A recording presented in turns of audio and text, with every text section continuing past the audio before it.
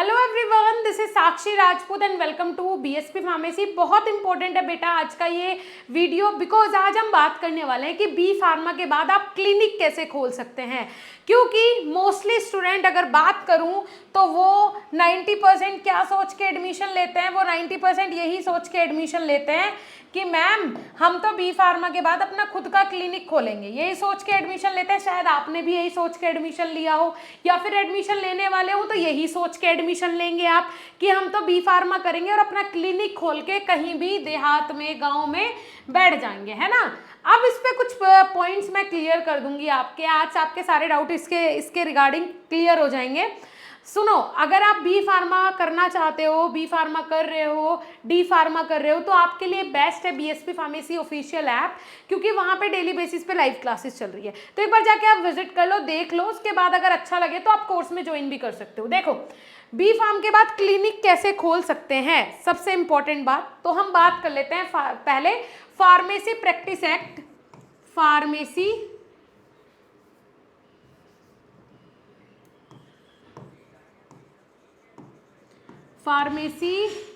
Practice act 2015, ठीक है, इसके बारे में बात करना जरूरी है। 2015 में ये एक्ट आया था। इसमें क्या बोला गया था, इसके अंदर कुछ रूल्स रेगुलेशंस आए जिनको शायद कुछ लोगों ने गलत अफवाह बना के सोशल मीडिया पे अपलोड कर दिया, वायरल कर दिया। बहुत ज़्यादा वायरल होने लगा वो न्यूज़ कि भाई अब एक फार्मासिस्ट अपना खुद का क्लिनिक खोल सकता है, पीसीआई ने उसको अथॉरिटी दे दी है।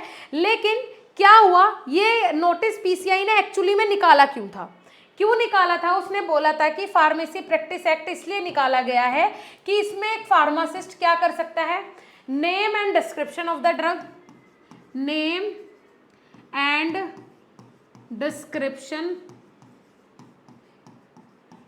ऑफ ड्रग, इसके बारे में बता सकता है। ये पूरा नोटिस है जो कि हमें मिला था पूरा पीसीआई की साइट से। उसके बाद क्या बता सकता है वो, डोज फॉर्म बता सकता है, the dose form, time, adverse effect, toxicity and all. कहने का मतलब है मेडिसिन के बारे में कंप्लीट जानकारी वो एक पेशेंट को दे सकता है, ठीक है, और उससे उसका चार्ज भी ले सकता है। ऐसा फार्मेसी एक्ट को बनाने का जो प्रोस्पेक्टस था पीसीआई का, वो ये था, उसका जो थिंकिंग था उसके पीछे ये था कि एक फार्मासिस्ट अच्छे से एक पेशेंट को सलाह दे सकता है। क्योंकि डॉक्टर क्या करता है, मेडिसिन लिख के दे दी, उसके बाद एक पेशेंट को सलाह की ज़रूरत होती है, और अगर वो दोबारा डॉक्टर के पास जाएगा तो उससे दोबारा फीस ली जाएगी, है ना। तो वहां पे तो वो सलाह उसको एक परफेक्ट नहीं मिलेगी। तो इसीलिए फार्मासिस्ट को ये अथॉरिटी दी जा रही थी कि भाई फार्मेसी प्रैक्टिस एक्ट में आप ड्रग की कंप्लीट जानकारी एक पेशेंट को दे सकते हो, जानकारी देने के बाद आप उससे चार्ज भी ले सकते हो। ये था कंप्लीटली जो इंटेंशन था पीसीआई का फार्मेसी प्रैक्टिस एक्ट 2015 को लॉन्च करने का, ठीक है। इसमें सारी चीज़ें बताया, जैसे कि स्पेशल डायरेक्शन क्या होगी उस ड्रग को लेने की, कोई इसके अलावा जैसे कि बोल सकते हैं इंटेंडेड यूज़ तो नहीं होगा, उसके बाद प्रिकॉशंस क्या हैं, सावधानियां क्या बरतनी है आपको, इस तरीके की पूरी नॉलेज एक फार्मासिस्ट दे सकता था पेशेंट को, ठीक है। किसके लिए, ड्रग के लिए, किसके लिए, मेडिसिन्स के लिए।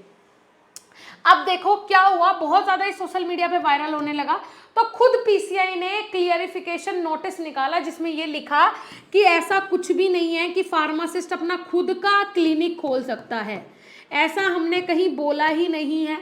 बस फार्मेसी प्रैक्टिस एक्ट जो आया है वो इसके लिए आया है कि भाई एक फार्मासिस्ट अपना खुद का चेयर टेबल डाल के बैठ सकता है। अगर कोई पेशेंट आता है ड्रग की नॉलेज के लिए, दवाइयों को समझने के लिए, तो वो आसानी से उसको समझा सकता है और उसके लिए चार्ज पे कर सकता है, ठीक है। लेकिन ये एक्ट भी किसके द्वारा, मेडिकल काउंसिल ऑफ इंडिया के द्वारा और कुछ और मेडिकल अथॉरिटी के द्वारा रद्द कर दिया गया। इस पर ऑब्जेक्शंस उठने लगे, तो ये जो है वो वहीं के वहीं खत्म हो गया। इस एक्ट को इम्प्लीमेंट नहीं किया गया ऑल ओवर इंडिया में, ठीक है।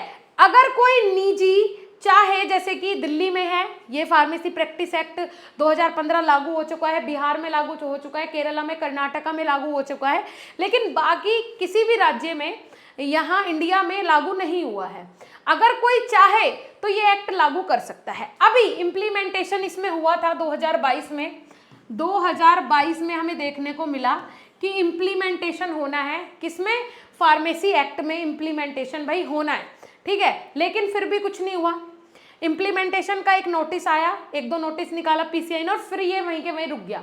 उम्मीद है 2024 तक कुछ ना कुछ इसमें इम्प्लीमेंट हो जाए और एक फार्मासिस्ट को कुछ उसकी जिम्मेदारियां मिल जाए कि हाँ आप पेशेंट को इस तरीके से ट्रीट कर सकते हो, ठीक है। लेकिन अभी अगर आप सोचें कि फार्मा क्लिनिक जैसा कोई वर्ड है, ठीक है, तो ऐसा कोई भी वर्ड हमें नहीं किसी भी ऑर्गेनाइजेशन ने प्रोवाइड करवाया। अगर आपकी गलतफहमी है कि ये फार्मेसी करने के बाद आप क्लिनिक खोल सकते हैं, तो आप सरासर गलत हैं, ठीक है। ये गलतफहमी अपने दिमाग से बिल्कुल निकाल दीजिए। जैसे आप 12वीं पास होके छुप के आप क्लिनिक चला सकते हो, ठीक है, जो होते हैं ना प्रैक्टिस कर लेते हैं, 12th की हुई है, सिर्फ प्रैक्टिस कर ली 5-6 साल और उन्हें अच्छे से आ जाता है मेडिसिन वगैरह देना, डिसीज़ को देखना, पहचान लेना, क्योंकि practice makes the man perfect. Practice से ज़्यादा बढ़िया कुछ भी नहीं होता। तो जितना अपराध उनके लिए है क्लिनिक चलाना, उतना ही आपके लिए भी है, ये बात ध्यान रखिएगा। आपको अथॉरिटी है मेडिकल स्टोर खोलने की, वो आप हक से खोल सकते हो, जहाँ चाहे वहाँ खोल सकते हो, ठीक है। मेरे हिसाब से आपके सारे कंसेप्ट क्लियर हो गए होंगे। जेन्युइन बात की है मैंने, आप भी जेन्युइन रहिए, सही रहिए, पॉजिटिव रहिए। आने वाले टाइम में शायद कुछ इंप्लीमेंट इसमें ज़रूर हो, ठीक है। चलो बेटा, ओके, थैंक यू।